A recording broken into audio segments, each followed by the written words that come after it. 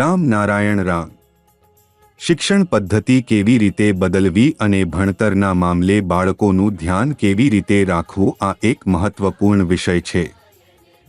હાલ દુનિયામાં જે શિક્ષણ વ્યવસ્થા ચાલી રહી છે તે કુદરત આધારિત નથી, જ્યારે તેને કુદરત આધારિત હોવી જોઈએ। સાથે સાથે માનવ બનાવટની શિક્ષણ વ્યવસ્થા પણ જરૂરી છે, જેથી જે બાળકો ડોક્ટર, ઇજનેર વગેરે બનવા માંગે છે તેઓ તે દિશામાં ભણતર કરીને આગળ વધી શકે। પણ સમગ્ર વ્યવસ્થાનો મૂળ આધાર કુદરત જ હોવો જોઈએ। જ્યારે કોઈ બાળક પ્રથમ વખત શાળાએ જાય છે ત્યારે એ દિવસે જ શાળાના શિક્ષકોએ તેને ધ્યાન મેડિટેશન શીખવવું જોઈએ।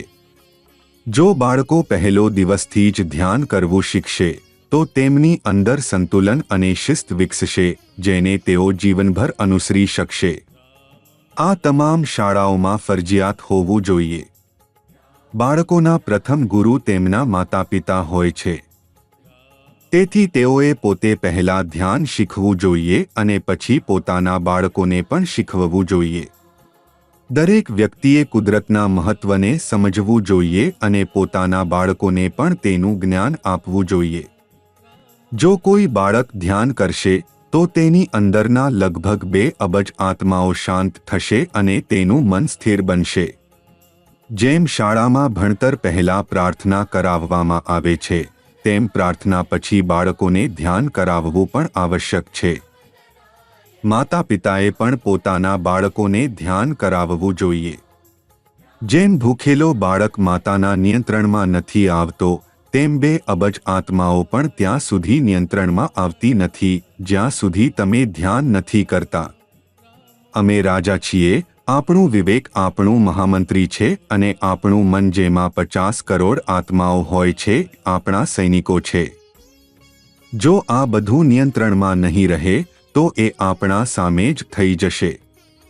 તેથી સૌપ્રથમ પોતાના વિવેકની વાત સાંભળો અને ધ્યાન કરો। જે વ્યક્તિની અંદર 50 કરોડ આત્માઓ છે એ જ તેનું વિવેક, મન, ચેતના, દિલ અને દિમાગ છે।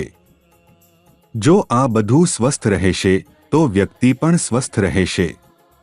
શિક્ષકોએ દરેક બાળકને પોતાનું બાળક સમજવું જોઈએ અને તેનું ધ્યાન રાખવું જોઈએ। બાળકોના પરિવારોને કુદરતના મહત્વની જાણકારી આપવી જોઈએ। બાળકોને અપાતી શિક્ષણ પૂરી રીતે નિઃશુલ્ક હોવી જોઈએ, જેથી દરેક બાળક ભણવામાં સમર્થ બની શકે। તેમને જાતિ અને ધર્મના ભેદભાવથી દૂર રાખવું જોઈએ। આ પણ જોવા મળે છે કે મધ્યાહન ભોજનમાં ચોરી થતી હોય છે। જો સરકાર શિક્ષણને સંપૂર્ણપણે નિઃશુલ્ક કરી દે તો કોઈ પણ બાળકને મુશ્કેલી નહીં પડે। શાળાઓમાં ધ્યાન ફરજિયાત કરવું જોઈએ।